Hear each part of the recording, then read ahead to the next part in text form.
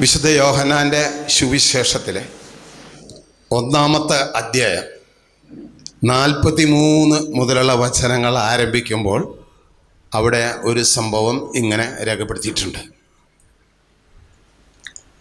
നഥാനിയാൽ എന്ന് പറയുന്ന ഒരു വ്യക്തിയുടെ അരികിലേക്ക് പീലിപ്പോസ് എന്ന് പറയുന്ന ഒരു ശിഷ്യൻ കടന്നു ചെല്ലുന്നു. എന്നിട്ട് അവനോട് പറയുകയാണ്, മോശയുടെ ഗ്രന്ഥങ്ങളിലും പ്രവാചക ഗ്രന്ഥങ്ങളിലും പറഞ്ഞിട്ടുള്ള യേശുവിനെ, നസ്രായനായ യേശുവിനെ, യൗസേപ്പിൻ്റെ മകനെ ഞങ്ങൾ കണ്ടു. ഭയങ്കരമായ അതിശയോക്തിയോടു കൂടിയാണ് പറയുന്നത്. മോശയുടെ ഗ്രന്ഥങ്ങളിലും പ്രവാചക ഗ്രന്ഥങ്ങളിലും പറഞ്ഞിട്ടുള്ള യേശു ക്രിസ്തുവിനെ ഞങ്ങൾ കണ്ടു. നമുക്ക് ആർക്കെങ്കിലും പറയാൻ പറ്റുമോ? നിങ്ങളാരെങ്കിലും യേശുവിനെ കണ്ടിട്ടുണ്ടോ? ഇല്ല. കണ്ടിട്ടില്ലല്ലോ? ആരും കണ്ടിട്ടില്ലല്ലോ? ഇല്ല. വിശുദ്ധ കുർബാന അർപ്പിച്ചപ്പോൾ പുരോഹിതൻ ഒരപ്പമെടുത്ത് ഉയർത്തി. എന്നിട്ട് എന്തു പറഞ്ഞു? ശരീരമാണ്. പാനപാത്രം എടുത്തിട്ട് എന്തു പറഞ്ഞു? രക്തമാണ്. അപ്പം ശരീരവും രക്തവും കൂടി ചേരുമ്പോൾ ആരായി? ഒരു മനുഷ്യനായി. ഇത് പറയുന്നത് ആരാ? യേശു ക്രിസ്തുവാ. അപ്പം വിശുദ്ധ കുർബാനയിൽ ഇത് ഞാനാണ് എന്ന് പറഞ്ഞ് ഉയർത്തിയിട്ട് അത് കണ്ടിട്ടും നമ്മൾ കരുതുന്നത് ഞാൻ ഇന്നുവരെ യേശുവിനെ കണ്ടിട്ടില്ലെന്നാ. ബോധ്യങ്ങളുടെ കുറവ്, വിശ്വാസത്തിൻ്റെ കുറവ്. ഇത് നമ്മളുടെ കൈകളിലോ അധരങ്ങളിലോ വെച്ച് തരുന്നത് ഗോതമ്പിൻ്റെ ഒരു അപ്പമായിട്ടാ. പക്ഷെ അതാരാണ്? യേശു. എന്നിട്ട് നിങ്ങൾ പറഞ്ഞത് എന്താ? യേശുവിനെ കണ്ടിട്ടേയില്ല. നഥാനിയേൽ എന്ന് പറയുന്ന മനുഷ്യൻ യേശുവിനെ കണ്ടിട്ടില്ല. അത് സത്യമാണ്. അവൻ്റെ മുൻപിൽ ചെന്ന് യേശുവിനെ പരിചയപ്പെടുത്തുന്നത് പീലിപ്പോസ്. അപ്പോൾ പീലിപ്പോസിൻ്റെ ഈ ചോദ്യം കേട്ട് നഥാനയേൽ തിരിച്ചു ചോദിച്ചു, നസ്രത്തിൽ നിന്ന് എന്തെങ്കിലും നന്മ ഉണ്ടാകുമോ? നസ്രത്തിൽ നിന്ന് നന്മ എന്ന് പറയുമ്പോൾ നസ്രായനായ യേശു ക്രിസ്തുവിൽ നിന്ന് നമുക്ക് എന്തെങ്കിലും നന്മ ഉണ്ടാകുമോ? അതിൻ്റെ കൃത്യമായ ഉത്തരമല്ല പീലിപ്പോസ് കൊടുത്തത്. പീലിപ്പോസ് എന്ന് പറഞ്ഞു? വന്ന് കാണുക, നേരിട്ട് അനുഭവിക്കേ. അങ്ങനെ നഥാനിയേൽ യേശുവിനെ കാണാനും അനുഭവിക്കാനും പീലിപ്പോസിൻ്റെ കൂടെ നടന്നിങ്ങനെ വരിക. നഥാനിയേലിനെ പീലിപ്പോസ് കണ്ടു, യേശു ക്രിസ്തു കണ്ടു. രണ്ടുപേരും നടന്നു വരുന്നത്. അതില് നഥാനിയേലിനെ ചൂണ്ടിക്കൊണ്ട് യേശു പറയുന്ന ഒരു സാക്ഷ്യമുണ്ട്. ഇതാ നിഷ്കപടനായ ഒരു യഥാർത്ഥ ഇസ്രായേലിൻ,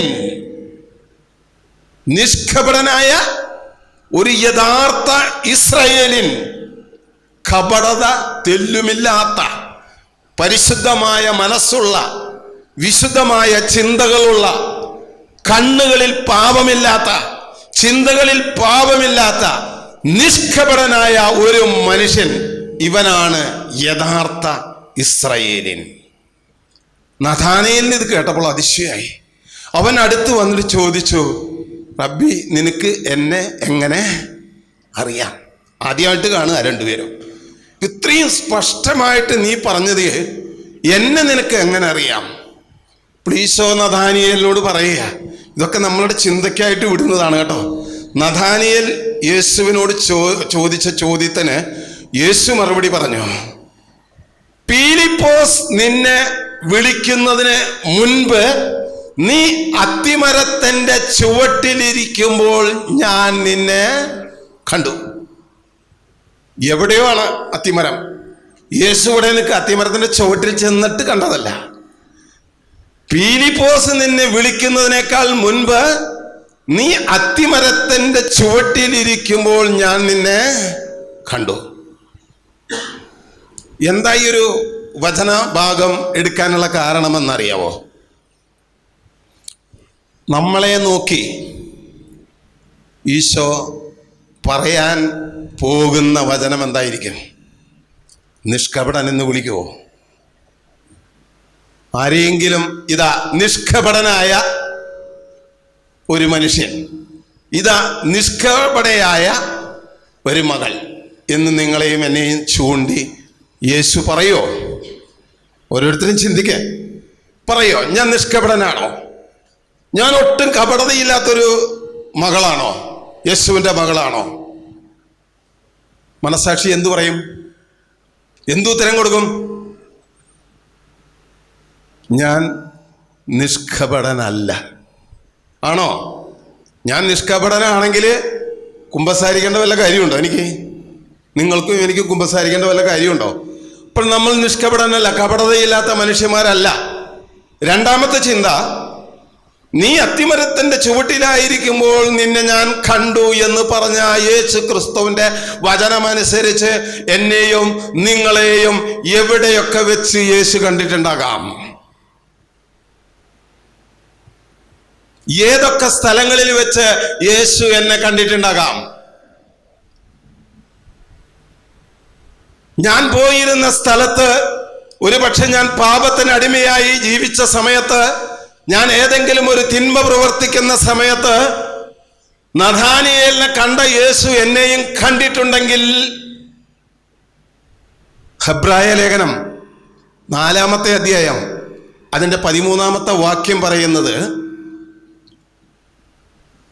അവന്റെ മുൻപിൽ ഒരു സൃഷ്ടിക്കും മറഞ്ഞിരിക്കുക സാധ്യമല്ല. അവിടുത്തെ കൺമുമ്പിൽ എല്ലാം അനാവൃതമാണ്, സ്പഷ്ടമാണ്. അവന്റെ മുൻപിലാ ഞാനും നിങ്ങളുമൊക്കെ കണക്ക് ബോധിപ്പിക്കേണ്ടതെന്ന് വചനം എഴുതി വെച്ചിരിക്കുക. അപ്പോൾ എന്നെയും നിങ്ങളെയും ദൈവം എല്ലാ പ്രവൃത്തികളും കണ്ടിട്ടുണ്ട്.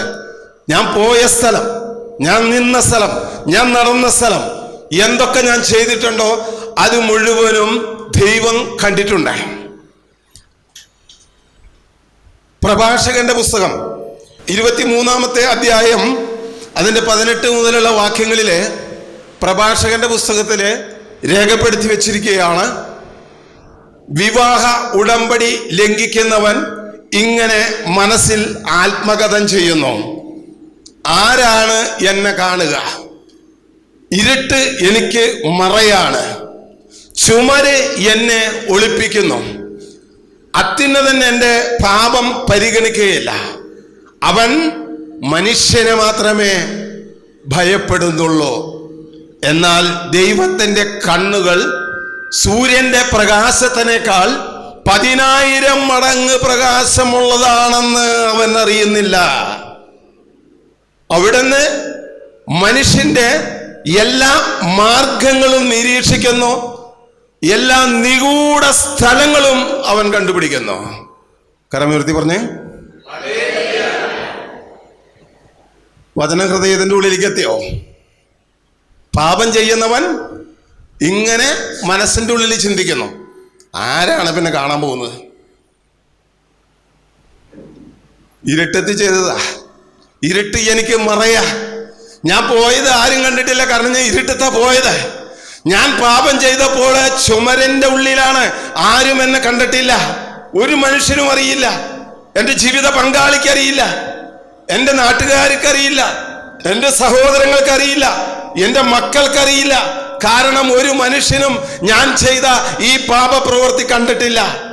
അവനോട് അങ്ങനെ മനുഷ്യൻ മാന്യനായിട്ട് ഈ സമൂഹത്തിൽ വിലസുമ്പോൾ, കുടുംബത്തിൽ നല്ല ഭർത്താവായി, നല്ല ഭാര്യയായി, നല്ല മകളായി, നല്ല മകനായി ജീവിക്കുക. കാരണം ഞാൻ ചെയ്ത പാപം ആരും ഇതുവരെ കണ്ടിട്ടില്ല, അറിഞ്ഞിട്ടില്ല. ദൈവത്തിന്റെ വചനം പറയുക, ദൈവത്തിന്റെ കണ്ണുകൾക്ക് സൂര്യന്റെ പ്രകാശത്തിനേക്കാൾ 10,000 മടങ്ങ് പ്രകാശമുള്ളതാണ്. അവൻ മനുഷ്യന്റെ എല്ലാ മാർഗങ്ങളും നിരീക്ഷിക്കുന്നു, നിഗൂഢ സ്ഥലങ്ങൾ പോലും കണ്ടുപിടിക്കുന്നു. ഒരിക്കലൂടെ പറഞ്ഞു,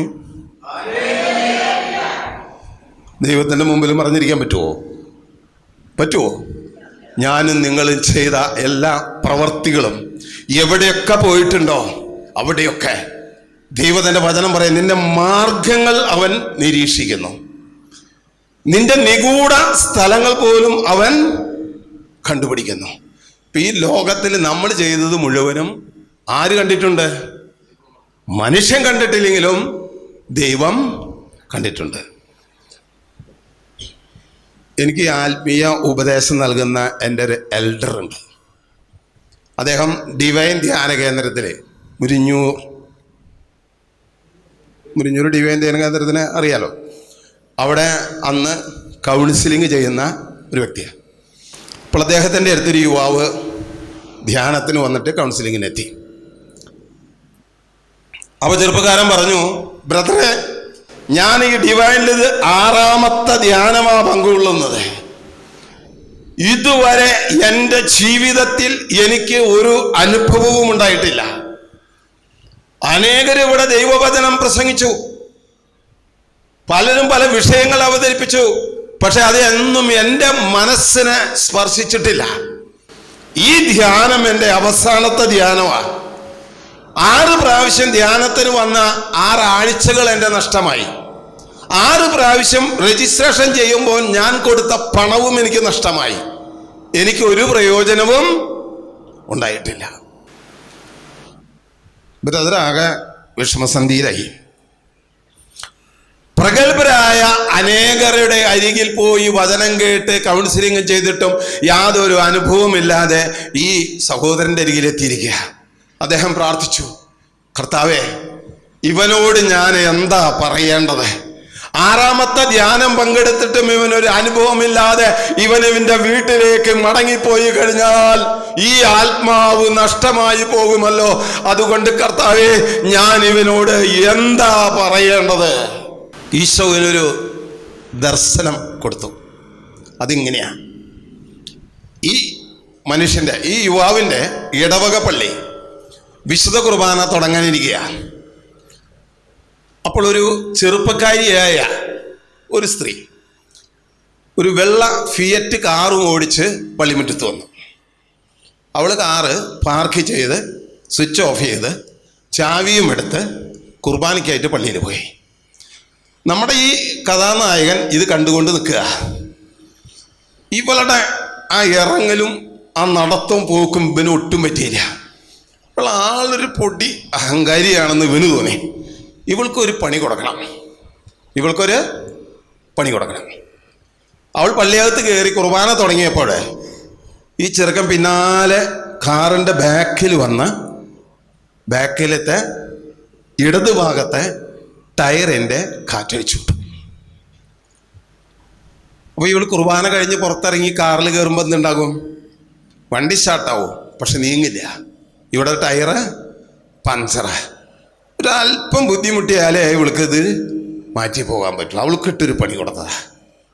അപ്പോൾ ഈ സഹോദരൻ പറഞ്ഞു, പൊന്നു മകനെ, നിന്റെ ഇടവക പള്ളിയിലെ മുറ്റത്തിൻ്റെ വലതുഭാഗത്തായിട്ട് ഒരു വെള്ള ഫിയറ്റ് കാറിൽ വന്നിറങ്ങിയ ഒരു യുവതി കാറിൽ നിന്നിറങ്ങി അവൾ പള്ളിയകത്തേക്ക് പോയപ്പോൾ നീ പിന്നികൂടെ വന്ന് ആ കാറിൻ്റെ ഇടതുഭാഗത്തെ ടയറിൻ്റെ കാറ്റ് എന്തിനാടാ ഊരിക്കളഞ്ഞ് ആ ടയർ പഞ്ചറാക്കിയത്? ഇവന് ദേഷ്യം വന്നു. ബ്രദറിനോട് ധാരാ പറഞ്ഞേ. ആ സഹോദരൻ പറഞ്ഞു, മോനെ, നീ കാറിൻ്റെ കാറ്റഴിച്ചു വിടുമ്പോൾ അതിൻ്റെ തൊട്ടടുത്ത് യേശു നിൽപ്പുണ്ടായിരുന്നു. ഇയാൾ പറഞ്ഞു, നീ ആ കാറിൻ്റെ ടയറിൽ നിന്ന് കാറ്റഴിച്ചു വിടുമ്പോൾ നിന്റെ യേശു ക്രിസ്തു നിന്റെ തൊട്ടരികിലുണ്ടായിരുന്നു. അത് കർത്താവ് എല്ലാം വ്യക്തമായി കണ്ടു.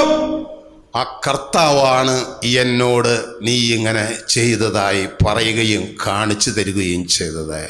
ഹല്ലേലൂയ. ഈ മകൻ അവിടെ ഇരുന്ന് കരയാൻ തുടങ്ങി. പറഞ്ഞ പൊട്ടിക്കരയാൻ തുടങ്ങി. അവന്റെ ജീവിതത്തിലെ ആദ്യത്തെ ദൈവ അനുഭവമായിരുന്നു, ഞാൻ ചെയ്യുന്ന എല്ലാ പ്രവൃത്തികളും ദൈവമായ കർത്താവ്, രക്ഷകനായ മിശിഹ, പുത്രനായ തമ്പുരാൻ എൻ്റെ അരികിലിരുന്ന് കാണുന്നുണ്ടായിരുന്നു എന്നുള്ള ചിന്ത അവനെ മാനസാന്തരപ്പെടുത്തി. അവൻ കരയാൻ തുടങ്ങി. നഥാനിയേലിനോട് ഈശോ എന്താ പറഞ്ഞത്? നീ അത്തിമരത്തിൻ്റെ ചുവട്ടിൽ ഇരിക്കുമ്പോൾ ഞാൻ നിന്നെ കണ്ടു. ഞാനും നിങ്ങളൊക്കെ എവിടെ പോയി എന്തു ചെയ്തിട്ടുണ്ടോ അതെല്ലാം ആര് കണ്ടിട്ടുണ്ട്? ഈശോ കണ്ടിട്ടുണ്ട്. മറച്ചു വെക്കാൻ പറ്റുമോ? ദൈവത്തിൻ്റെ കണ്ണുകൾക്ക് 10,000 മടങ്ങ് പ്രകാശമുണ്ട്. ആരേക്കാൾ? സൂര്യൻ്റെ പ്രകാശത്തിനേക്കാൾ. നഥാനിയേലിനെ പോലെ ഒരു നിഷ്കപടനായി തീരണമെങ്കിൽ ഞാൻ എന്ത് ചെയ്യണം? എൻ്റെ പാപങ്ങൾ, ഞാൻ പോയത്, ഞാൻ ചെയ്തത്, ഞാൻ നടന്ന വഴികൾ, എവിടേക്കൊക്കെയാണോ എന്നെ എൻ്റെ പാദം നയിച്ചത്, ആ വഴികളെയൊക്കെ കുറിച്ച് അനുതപിച്ച് കുമ്പസാരിച്ചാലല്ലാതെ ഞാനും നിങ്ങളും പാപവിമോചിതരാകുകയില്ല. കരമുയർത്തി പറഞ്ഞേ. ഇപ്പൊ നമ്മളെന്ത് ധ്യാനിച്ചു?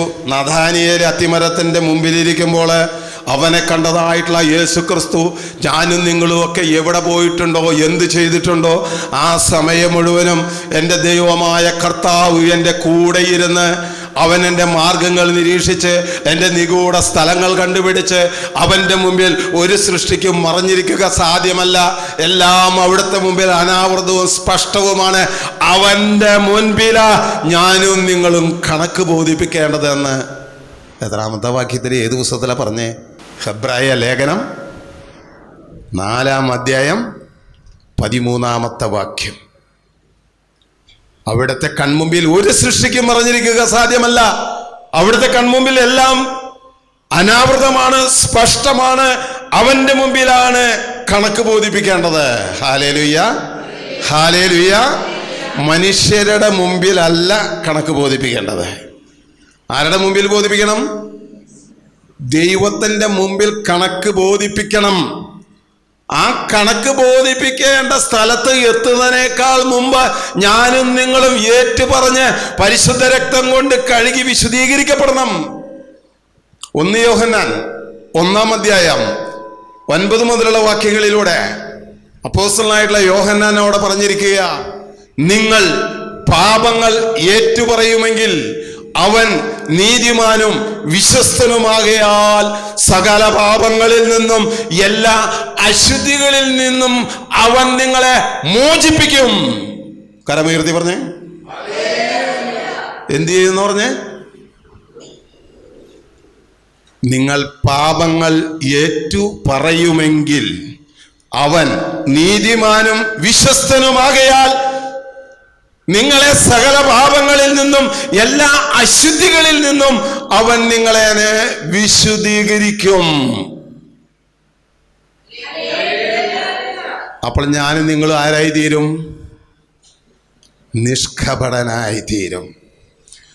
എൻ്റെയും നിങ്ങളുടെയും ഹൃദയത്തിൻ്റെ ഉള്ളിൽ കപടത നിലനിൽക്കുന്നിടത്തോളം കാലം ഞാൻ ചെയ്ത പാപങ്ങൾ ദൈവത്തിൻ്റെ മുമ്പിൽ ഏറ്റുപറയാൻ എനിക്ക് സാധിക്കുകയില്ല. എപ്പോഴാണോ ദൈവത്തിൻ്റെ മുമ്പിൽ എളിമപ്പെടാൻ എനിക്ക് മനസ്സ് വരുന്നത്, ഞാൻ എപ്പോഴാണോ എൻ്റെ ദൈവത്തിൻ്റെ മുമ്പിൽ മുട്ടുമടക്കുന്നത്, എൻ്റെ ഹൃദയം സമർപ്പിക്കുന്നത്, ആ സമയം നീ ദൈവത്തിൻ്റെ മുമ്പിൽ നിന്റെ പാപങ്ങൾ ഏറ്റുപറയുമെങ്കിൽ അവൻ നീതിമാനും വിശ്വസ്തനുമാകയാൽ നിന്നെ സകല പാപങ്ങളിൽ നിന്നും എല്ലാവിധ അശുദ്ധികളിൽ നിന്നും നിങ്ങളെ അവൻ വിശുദ്ധീകരിക്കും. കുമ്പസാരിച്ച് കഴിയുമ്പോൾ നീ എന്ത് ചെയ്യും? വിശുദ്ധീകരിക്കപ്പെടും. ഞങ്ങളുടെ തൃശ്ശൂർ അതിരൂപതയിലെ ജോസഫ് കുണ്ടുകുളം എന്ന് പറഞ്ഞൊരു പിതാവുണ്ടായിരുന്നു, മരിച്ചു. അദ്ദേഹം അവിടുത്തെ മെത്രാൻ ആകുന്നതിന് മുമ്പ് അനാഥശാലയുടെ ചുമതലയാണ് അദ്ദേഹത്തിനുണ്ടായിരുന്നത്. അപ്പോൾ അന്ന് അരിക്കൊക്കെ ഭയങ്കര ക്ഷാമമുള്ള സമയമാണ്. ഈ അനാഥാലയത്തിൽ ഉച്ചയ്ക്ക് കഞ്ഞി വെക്കാൻ ഒരു മണി അരിയില്ല. അപ്പോൾ അച്ഛൻ ഞങ്ങളുടെ തൃശ്ശൂർ പട്ടണത്തിൻ്റെ ഉള്ളിലെ അരിയങ്ങാടി എന്ന് പറഞ്ഞൊരു സ്ഥലമുണ്ട്. അരിയങ്ങാടി, അവിടെ അരിയുടെ കച്ചവടം മാത്രമേ ഉള്ളൂ. വലിയ വലിയ ഗോഡൗണുകളാണ്. അപ്പം അച്ഛൻ ഒരു ഗോഡൗണിൻ്റെ മുമ്പിൽ ചെന്നു. തോമസിൻ്റെ ഗോഡൗണാണ്, പേരൊന്നും ഒറിജിനൽ അല്ല കേട്ടാ. അപ്പോൾ കടന്നു ചെന്നു. അച്ഛൻ ചെല്ലുന്ന കണ്ടപ്പോൾ തോമസ് എഴുന്നേറ്റ് നിന്നു. ഈശോമിശിഹായ്ക്ക് സ്തുതിയായിരിക്കട്ടെ അച്ഛാ, സ്തുതിയായിരിക്കട്ടെ. എന്താ അച്ഛാ വിശേഷം? വിശേഷമൊക്കെ ഉണ്ടാ പറയാം. അനാഥാലയത്തിലെ മക്കൾക്ക് കഞ്ഞി വെച്ച് കൊടുക്കാൻ ഒരു മണി അരി ഇന്ന് ഇല്ല. അപ്പം അതുകൊണ്ട് ഒരു ചാക്ക് അരി എങ്ങനെയെങ്കിലും നീ തരണം. അദ്ദേഹം പറഞ്ഞു, കടക്കാരൻ പറഞ്ഞു, അച്ഛ ഇങ്ങോട്ട് കിടന്നു, ഗോഡൗണിലേക്ക് നോക്കിയേ, ഒരു മണി അരിയില്ലേ അവിടെ. അരിയൊന്നും വരുന്നില്ല അച്ഛാ, അരിക്കൊക്കെ ഭയങ്കര വില, അരിയൊന്നും വരുന്നില്ല. അത് കാരണം ഇവിടെ ഒരൊറ്റ മണി അരി പോലും ഇല്ല. അച്ഛൻ നോക്കിക്കോ, ഉണ്ടെങ്കിൽ ഞാൻ തരുമോ തരാതിരിക്കുമോ? അച്ഛൻ നോക്കിയപ്പോൾ ശരിയല്ല. അടുത്ത ഒരാളുടെ ഗോഡൗണിലേക്ക് ചെന്ന് അച്ഛൻ ഗോഡൗണിൻ്റെ ഉള്ളിലേക്ക് കയറി നോക്കി. അപ്പോൾ ആ ഗോഡൗണിൻ്റെ ഉടമസ്ഥൻ അവിടെ പത്രം വായിച്ചിരിക്കുക. എന്താ അച്ഛൻ ഉള്ളിലൊക്കെ കയറി നോക്കണേ? അല്ല, ഇവിടെ അരി ഉണ്ടോയെന്ന് നോക്കിയതാ. അരി ഉണ്ടെങ്കിലല്ലേ ചോദിച്ചിട്ട് കാര്യമുള്ളൂ. അനാഥാലയത്തിൽ കഞ്ഞി വെച്ച് കൊടുക്കാൻ പ്രായമായവർ വിശന്ന് കിടക്കും, ഒരു മണി അരിയില്ല. ഞാൻ ഉണ്ടോയെന്ന് നോക്കിയാൽ ഇല്ല അച്ഛാ, ഒറ്റ മണി അരി ഇവിടെ ഇല്ല. എത്രയോ ദിവസങ്ങളായിട്ട് ഇവിടെ അരിയില്ല. പിന്നെ ഞാൻ എന്തിനാ ഇവിടെ വന്നിരിക്കണമെന്ന് വെച്ചാൽ, വീട്ടിൽ നിന്ന് ഇങ്ങോട്ട് പോരും, ഇവിടെ പത്രം ഇടും, അതെടുത്ത് വായിക്കാൻ വേണ്ടി വരികയാണെന്ന് പറഞ്ഞു. അങ്ങനെ അച്ഛൻ നിരാശനായിട്ട് നടന്നു പോവുക. അപ്പോൾ അവിടെ ഒരു ഗുജറാത്തിൽ നിന്ന് വന്ന് കച്ചവടം ചെയ്യുന്ന ഒരു മനുഷ്യനുണ്ട്, ഗുജറാത്തിക്കാരനാണ്, സേട്ടു എന്നാ വിളിക്കുക. അച്ഛൻ പോണാണ്ടപ്പോൾ അദ്ദേഹത്തിന് നന്നായി മലയാളം അറിയാം. വിശ്വംശയ്ക്ക് ശരിയായിട്ടച്ചാ, വിശ്വംശ ശരിയായിട്ടെ. എന്താ അച്ഛൻ്റെ മുഖത്തൊരു വാട്ടം? കൃഷിക്കാരുടെ ഒരു ഭാഷയിൽ പറഞ്ഞാണ്, എന്താ അച്ഛൻ്റെ മുഖത്തൊരു വാട്ടം? അപ്പോൾ പറഞ്ഞു, അച്ഛൻ പറയേ. അപ്പോൾ പറഞ്ഞു, എൻ്റെ സേട്ടോ, അനാഥാലയത്തിൽ കഞ്ഞി വെച്ച് കൊടുക്കാൻ മനുഷ്യർക്ക് ഒരു മണി അരിയില്ല. 2 സ്ഥലത്ത് പോയി ഒരു ചാക്ക അരിക്ക് വേണ്ടി, അവിടെ ഒന്നുമില്ല. അച്ഛൻ ഇങ്ങോട്ട് വന്നേ, അച്ഛന് എത്ര ചാക്ക അരി വേണം? നീ എന്തെന്നെ കളിയാക്ക? അല്ല അച്ഛാ, അച്ഛന് എത്ര ചാക്ക അരി വേണമെന്ന് പറയും, ഞാൻ അവിടെ എത്തിക്കും. എനിക്ക് 1 ചാക്ക മതി. 2 ചാക്ക അരി ഞാൻ ഇന്ന് അനാഥാശാലയിൽ എത്തിക്കും. അച്ഛൻ അവിടെയും കയറി നോക്കി, അവിടെ നിന്നൊരു മണി അരിയില്ല. പിന്നെ എങ്ങനെയാടാ നീ തരുന്നത്? അച്ഛൻ അത്ര ശുദ്ധനായി പോയല്ലോ. അച്ഛൻ, ഇത് ഞങ്ങളുടെ ഔദ്യോഗിക ഗോഡൗണാ, ഇവിടെയൊന്നും ഞങ്ങൾ ഒരു മണി അരി സൂക്ഷിക്കില്ല. പൂത്തിവെപ്പ് കരിഞ്ചന്താന്നൊക്കെ കേട്ടിട്ടില്ലേ? ഞങ്ങൾക്ക് രഹസ്യമായ ചില കലവറകളുണ്ട്, അവിടെയാ അരി സൂക്ഷിച്ചു വെച്ചിരിക്കുന്നത്. ആവശ്യക്കാർ വരുമ്പോൾ ഇരട്ടി വില തരുന്നവന് ഞങ്ങൾ അരി കൊടുക്കും. അച്ഛൻ പോയിക്കോ, അച്ഛന് ഞാൻ 2 ചാക്കരി തരുമെന്ന് പറഞ്ഞു. അച്ഛന് സങ്കടം വന്നു, അച്ഛൻ കരഞ്ഞു. എടാ, ക്രിസ്ത്യാനികളായ 2 ആള്, ഞാൻ മാമോദിസ കൊടുത്തിട്ടുള്ള പിള്ളേരാ, അവര് പോലും എനിക്ക് 2 ചാക്കരി പോയിട്ട് ഒരു മണി അരി തരാത്തിടത്ത് നീ ഗുജറാത്തിക്കാരനാ, നീ യേശുവിനെ അറിയാത്തവനാ, നീ ക്രിസ്ത്യാനിയല്ല, എന്നിട്ടും നിനക്ക് എങ്ങനെ ഒരു ചാക്കരി എനിക്ക് 2 ചാക്ക് തരാനായിട്ടുള്ള മനസ്സ് നിനക്ക് വന്നു? ആ ഗുജറാത്തിക്കാരൻ പറഞ്ഞു, അച്ഛാ, അവര് നുണ പറഞ്ഞു കഴിഞ്ഞാൽ നാളെ പള്ളിയിൽ ചെന്ന് കുമ്പസാരത്തിലൂടെ ഏറ്റു പറഞ്ഞാൽ അവരുടെ പാപം നിങ്ങളുടെ കർത്താവ് മോചിപ്പിക്കും. ഞാൻ അച്ഛനോട് നുണ പറഞ്ഞു കഴിഞ്ഞാൽ എന്റെ പാപം ആരാണ് അച്ഛാ മോചിപ്പിക്കുക? ക്രിസ്ത്യാനി പാപം ചെയ്താൽ, കത്തോലിക്കൻ പാപം ചെയ്തു കഴിഞ്ഞാൽ, കുമ്പസാരത്തിൽ ചെന്ന് ആ പാപം ഏറ്റു പറഞ്ഞു കഴിഞ്ഞാല് നിങ്ങളുടെ യേശു ക്രിസ്തു ചിന്തിയ തിരുരക്തം കൊണ്ട് അവരുടെ പാപം കഴുകും. എന്നാൽ ഞാൻ ക്രിസ്ത്യാനിയല്ല, കത്തോലിക്കനല്ലാത്തത് കൊണ്ട് ഞാൻ അച്ഛനോട് നുണ പറഞ്ഞാൽ എന്റെ ഈ പാപം എങ്ങനെ കഴുകിക്കളയും? ഹല്ലേലൂയ. കുമ്പസാരത്തിന്റെ വില ക്രിസ്ത്യാനിയല്ലാത്ത ഗുജറാത്തിക്കാരൻ സേട്ട് മനസ്സിലാക്കിയിട്ടും കുമ്പസാരത്തിന്റെ വില മനസ്സിലാക്കാത്തത് നമ്മളാ. തുറന്ന് കുമ്പസാരിക്കാൻ മടിയാ. ഇടവക പള്ളിയിലെ അച്ഛൻ്റെ അടുത്ത് പോയിട്ട് എങ്ങനെ കുമ്പസാരിക്കും, ഇത് എങ്ങനെ പറയും, എന്നെ കുറിച്ച് അച്ഛൻ എന്ത് കരുതും എന്ന് കരുതി അനേക നാളുകളായിട്ട് ഹൃദയത്തിന്റെ ഉള്ളിൽ സൂക്ഷിച്ചു വെച്ചിട്ടുള്ള പാപക്കറ കഴുകിക്കളയാനാ ഇന്ന് ഈ ക്രിസ്ത്യൻ ധ്യാന കേന്ദ്രത്തിൽ നിങ്ങൾ ധ്യാനത്തിന് വന്നപ്പോൾ നിങ്ങൾക്ക് വേണ്ടി പുറമേ നിന്ന് വൈദികരെ വരുത്തി കുമ്പസാരിക്കാനുള്ള അവസരം തന്നിട്ടും ഇനിയും നിങ്ങളുടെ ഹൃദയത്തിന്റെ ഉള്ളിൽ പങ്കുവെക്കാത്ത, ഏറ്റുപറയാത്തത് എന്തെങ്കിലും ഉണ്ടെങ്കിൽ ഇന്ന് രാത്രി നിങ്ങളുടെ ആത്മാവിനെ ദൈവം എടുത്തു കഴിഞ്ഞാൽ എൻ്റെയും നിങ്ങളുടെയും ആത്മാവ് എവിടെ പോകും? Praise the Lord. ഹല്ലേലൂയ. കുമ്പസാരിക്കാൻ കിട്ടുന്ന ഒരവസരവും നഷ്ടപ്പെടുത്താൻ പാടില്ല. നിഷ്കപടനായ ഒരു മനുഷ്യനെ ഞാൻ നിങ്ങളുടെ മുമ്പിൽ പരിചയപ്പെടുത്താം. നമ്മുടെ പൂർവ്വപിതാവായ യാക്കോബിന്റെ മകനായ ജോസഫ്. അദ്ദേഹത്തിന് അസൂയ തോന്നി സ്വന്തം സഹോദരങ്ങള് ആടുമേക്കാൻ പോയ സ്ഥലത്ത് കാട്ടിലൊരു പൊട്ടക്കിണറ്റിലെറിഞ്ഞു. റൂബൻ എന്ന അവൻ്റെ ഒരു സഹോദരൻ ഇടപെട്ട് അവിടെ നിന്നൊക്കെ കയറ്റി. ഈജിപ്തിലേക്ക് പോയിരുന്ന കുറെ കച്ചവടക്കാരെ കണ്ടപ്പോൾ ഇവനെ വിലക്ക് വിറ്റു. ജോസഫിനെ ഈജിപ്തിൽ കൊണ്ടുചെന്ന് ഈ കച്ചവടക്കാര് ഫൊത്തീഫർ എന്ന് പറയുന്ന ഫറവോയുടെ തടവറ സൂക്ഷിപ്പുകാരനായ ഒരു വ്യക്തിക്ക് വിറ്റു. അവൻ അടിമപ്പണി ചെയ്ത് ഫൊത്തീഫറിന്റെ വീട്ടിൽ കഴിയുക. ജോസഫ് നീതിമാനും നിഷ്കപടനുമായതിനാൽ അവൻ പോയ സ്ഥലങ്ങളിലെല്ലാം അവനെ പ്രതി ദൈവം അനുഗ്രഹിച്ചു. ഫൊത്തീഫറിന്റെ വീടിനെയും അവന്റെ കൃഷികളെയും എല്ലാ കാര്യങ്ങളെയും ദൈവം അനുഗ്രഹിക്കാൻ തുടങ്ങി. അപ്പോൾ ഈ യജമാനന് മനസ്സിലായി, ഇത് ഇവൻ മൂലമാണ് ദൈവം എന്നെ അനുഗ്രഹിക്കുന്നത് മനസ്സിലാക്കിയപ്പോൾ അവന്റെ കീഴിലുള്ള സകലത്തിൻ്റെയും അധികാരം ജോസഫിന്റെ കയ്യിൽ ഏൽപ്പിച്ചു. ആ വീട്ടിലെ കാര്യസ്ഥനായിട്ട് വിളങ്ങുന്ന സമയം ജോസഫ് സുന്ദരനും സുമുഖനുമാണ്, വടിവത്ത ശരീരമുള്ളവനാണെന്ന വചനം നമ്മളെന്നെ പഠിപ്പിക്കുന്നത്. ഫൊത്തീഫറിന്റെ ഭാര്യയ്ക്ക് ഇവനിലൊരു അഭിലാഷം തോന്നി. അവൾ പറഞ്ഞു, ജോസഫേ, ഇന്ന് നീ എൻ്റെ കൂടെ എൻ്റെ ആഗ്രഹം സാധിച്ചു തരാൻ നീ വരണം. ഇത് നമ്മളാണെങ്കിൽ ഈ ഒരു സാഹചര്യത്തിനെ ഒഴിവാക്കുവോ? സുന്ദരിയായ യജമാനന്റെ ഭാര്യ അങ്ങോട്ട് ചെന്നിട്ടല്ല ഇങ്ങോട്ട് വന്ന് പറയുകയാണ്, എൻ്റെ ആഗ്രഹം നീ സാധിച്ചു തരണം എന്ന് പറയുമ്പോൾ ഇന്നത്തെ യുവാക്കൾ യുവതലമുറയ്ക്ക് മാതൃകയായ ഒരു കാര്യമാണ് ജോസഫ് അവിടെ പറഞ്ഞത്. ജോസഫ് പറയുക, എൻ്റെ ദൈവത്തിന്റെ മുമ്പിൽ ഇത്രയും കഠിനമായൊരു പാപം ചെയ്യാൻ എനിക്ക് സാധിക്കുകയില്ല. ഹല്ലേലൂയ. യജമാനനെ വഞ്ചിക്കുന്നതിലല്ല അവന് ദുഃഖം, മറിച്ച് തന്നെ ജനിപ്പിച്ച് വളർത്തി ഇത്രത്തോളം ആക്കിയ എൻ്റെ ദൈവത്തിന്റെ മുമ്പിൽ എങ്ങനെ എനിക്ക് ഇത്ര കഠിനമായ പാപം ചെയ്യാൻ കഴിയും? അതുകൊണ്ട് എന്നെ കൊണ്ട് ഇത് സാധ്യമല്ലെന്ന് പറഞ്ഞവൻ അവിടെ നിന്ന് ഓടിപ്പോയി. കപടതയില്ലാത്ത മനുഷ്യനാണ് അദ്ദേഹം. അല്പെങ്കിലും കപടതയുണ്ടായിരുന്നെങ്കിൽ ഈ സാഹചര്യം ഒഴിവാക്കില്ല. ഇതൊക്കെ നമ്മുടെ ചിന്തയിൽ വരണം.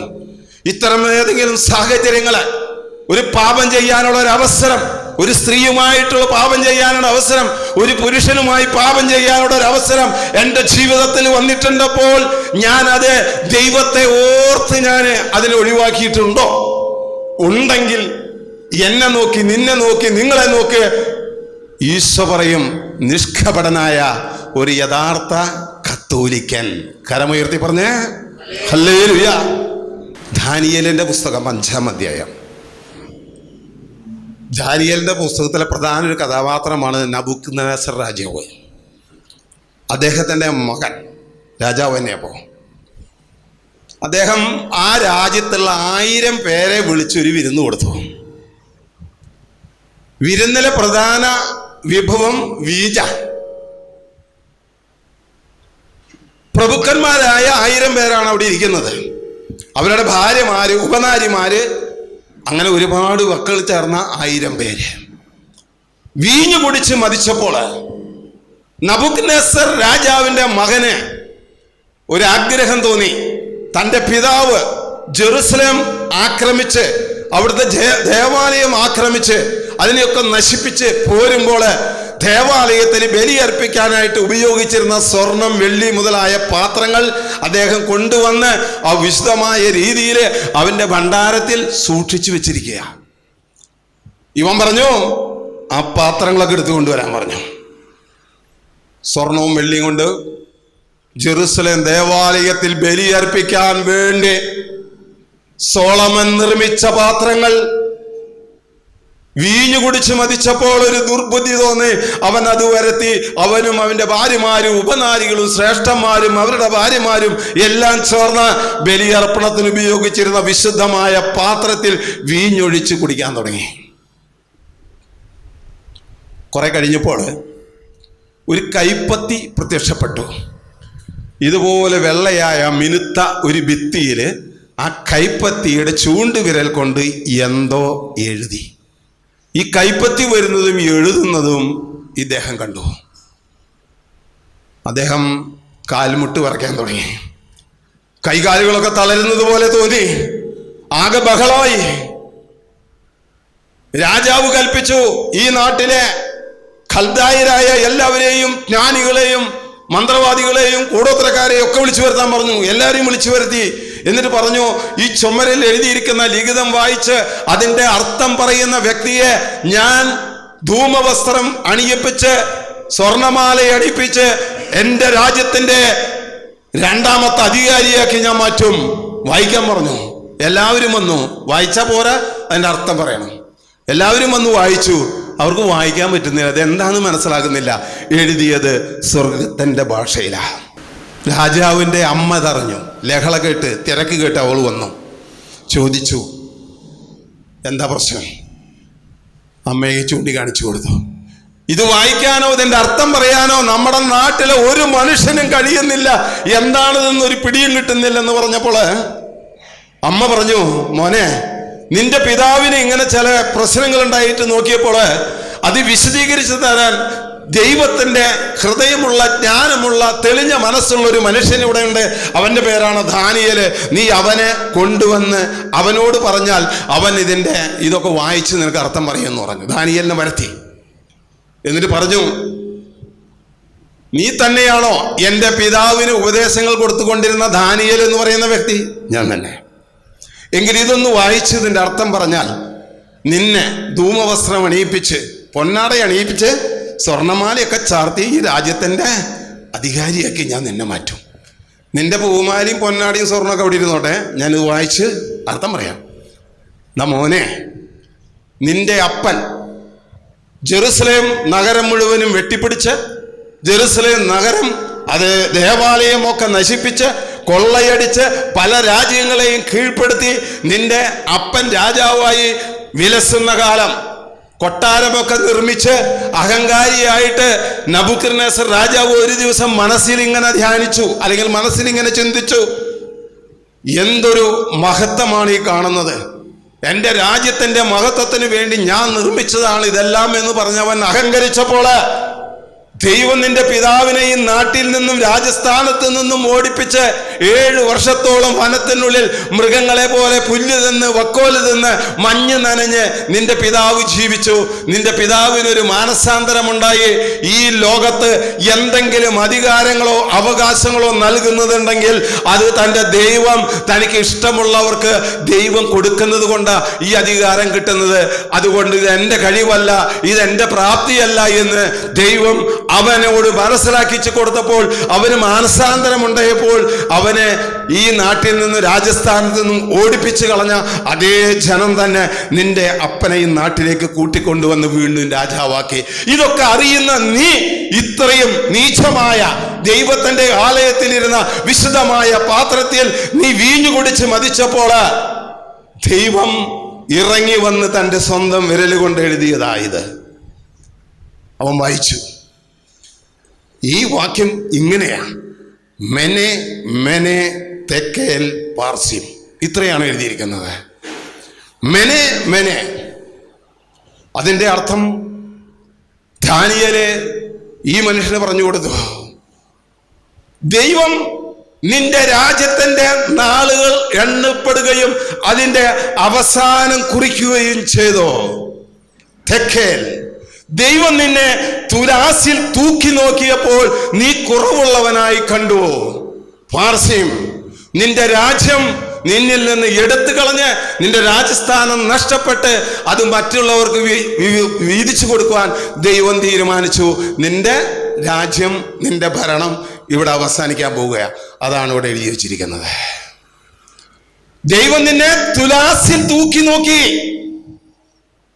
എന്നെയും നിങ്ങളെയൊക്കെ ദൈവം എവിടെയാ തൂക്കി നോക്കുന്നത്? സ്വർഗത്തിന്റെ തുലാസിൽ എന്നെയും നിങ്ങളെയും തൂക്കി നോക്കുമ്പോൾ കുറവുള്ളവനായി കണ്ടു കഴിഞ്ഞാൽ നിന്റെ സമ്പത്തിന്റെ, നിന്റെ രാജ്യത്തിന്റെ, നിന്റെ അവകാശത്തിന്റെ നാളുകൾ എണ്ണപ്പെടുമെന്നും നിന്റെ രാജ്യം അല്ലെങ്കിൽ നിന്റെ സർവ്വതും, നിന്റെ സമ്പത്തും, നിന്റെ പ്രശസ്തിയുമെല്ലാം നിന്നിൽ നിന്ന് എടുത്തു മാറ്റി ദൈവം നിന്നെ മരണത്തിന് ഏൽപ്പിച്ചു കൊടുക്കും. ദൈവത്തിന്റെ തുലാസിൽ തൂക്കി നോക്കുമ്പോൾ ഞാനും നിങ്ങളും കുറവുള്ളവനായി കാണാതിരിപ്പാൻ എന്ത് ചെയ്യണം?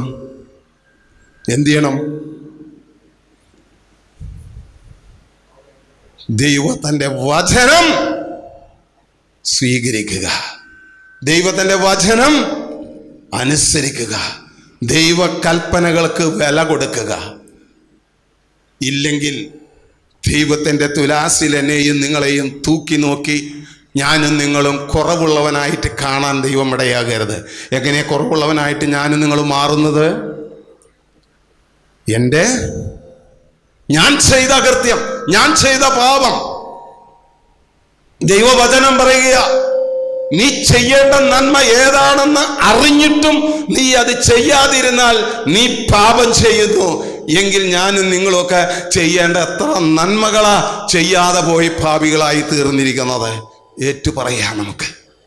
കുമ്പസാരത്തിലൂടെ ദൈവത്തിൻ്റെ കരങ്ങളിലേക്ക് നമ്മളെ തന്നെ സമർപ്പിച്ചു കൊടുത്ത് നമ്മുടെ പാപങ്ങളെല്ലാം ഏറ്റുപറയുമ്പോൾ അവൻ്റെ പരിശുദ്ധമായ തിരുരക്തം കൊണ്ട് എന്നെയും നിങ്ങളെയും അവൻ കഴുകി വിശുദ്ധീകരിക്കുമ്പോൾ ഞാനും നിങ്ങളും തുലാസിൽ കുറവുള്ളവനായിട്ട് കാണാത്ത ഒരവസരത്തിന് വേണ്ടി നമുക്ക് പ്രാർത്ഥിച്ച് ഒരുങ്ങാം. ഇല്ലെങ്കിൽ ആ രാത്രിയിൽ രാജ്യം മറ്റൊരാൾക്ക് ദൈവം ഏൽപ്പിച്ചു കൊടുത്തു. 60 വയസ്സുള്ള ദാരിയൂസ് എന്ന് പറയുന്ന ഒരു വ്യക്തിക്ക് ദൈവം ഏൽപ്പിച്ചു കൊടുത്തു. അന്ന് രാത്രി നബൂഖദ്നേസറിന്റെ മകൻ കൊല്ലപ്പെട്ടു. സഹോദരങ്ങളെ, ജീവന്റെ പുസ്തകം എന്ന് പറഞ്ഞിട്ടുള്ളൊരു പുസ്തകമുണ്ട്. ലൂക്കായുടെ സുവിശേഷം 19-ാം അധ്യായത്തിൻ്റെ 19-ാമത്തെ വാക്യം അവിടെ എഴുതി വച്ചിരിക്കുകയാണ്. അപ്പോസ്തലന്മാർക്ക് ദൈവം ഈശോ അധികാരം കൊടുത്തു. നിങ്ങൾ എല്ലായിടത്തും പോയി പ്രസംഗിക്ക്, പിശാചുക്കളെ ബഹിഷ്കരിക്കാനും രോഗികളെ സുഖപ്പെടുത്തുവാനുള്ള ഒരധികാരം ഞാൻ നിങ്ങൾക്ക് നൽകുന്നു എന്ന് പറഞ്ഞയച്ചു. അവർ പോയി തിരിച്ചു വന്നു. 72 പേരെ ഈ 2 പേരെയായിട്ടാണ് അയച്ചത്. എല്ലാവരും മടങ്ങി വന്നു പറഞ്ഞു, കർത്താവേ, നിന്റെ നാമത്തിൽ ഞങ്ങൾ പ്രാർത്ഥിച്ചപ്പോൾ അനേകം രോഗികൾ സുഖപ്പെട്ടു, അനേകം പിശാചുക്കൾ പലരിൽ നിന്നും പുറത്തുപോയി എന്ന് പറഞ്ഞ് സന്തോഷത്തോടു കൂടി തിരിച്ചു വന്നപ്പോൾ യേശു അവരോട് പറഞ്ഞു, ഇതിൽ നിങ്ങൾ സന്തോഷിക്കേണ്ട.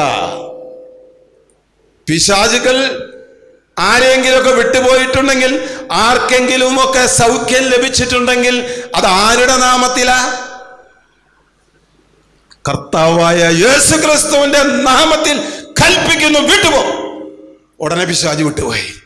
യേശു ക്രിസ്തുവിന്റെ നാമത്തിൽ സൗഖ്യമുണ്ടാകട്ടെ എന്ന് പറഞ്ഞപ്പോൾ സൗഖ്യമുണ്ടായി. ആരുടെ നാമത്തിലാ? യേശുവിന്റെ നാമത്തിൽ. നിന്റെ കഴിവല്ല, നിന്റെ പ്രാപ്തിയല്ല, നിന്റെ പ്രാർത്ഥനയുടെ ബലവുമല്ല. കർത്താവായ യേശു തന്റെ നാമത്താൽ ബഹിഷ്കരിക്കപ്പെട്ടതാ. അതുകൊണ്ട് നീ സന്തോഷിക്കണ്ട. പക്ഷെ അവർക്കൊരു കാര്യം ഈശോ പറഞ്ഞു കൊടുത്തു. നിങ്ങളുടെ പേരുകൾ സ്വർഗരാജ്യത്തിൽ എഴുതപ്പെട്ടിരിക്കുന്നു എന്നുള്ളതിനെ ഓർത്ത് നിങ്ങൾ സന്തോഷിക്കുവിൻ. ഹല്ലേലൂയ. എഴുതപ്പെട്ടിട്ടുണ്ടോ എൻ്റെ നിങ്ങളുടെയൊക്കെ പേരുകള്? സ്വർഗരാജ്യത്തിൽ പേരെഴുതപ്പെടണമെങ്കിൽ ദൈവം പറഞ്ഞതനുസരിച്ച് ജീവിക്കുന്നവന്റെ പേരാ ജീവന്റെ പുസ്തകത്തിൽ ഉണ്ടാകുക.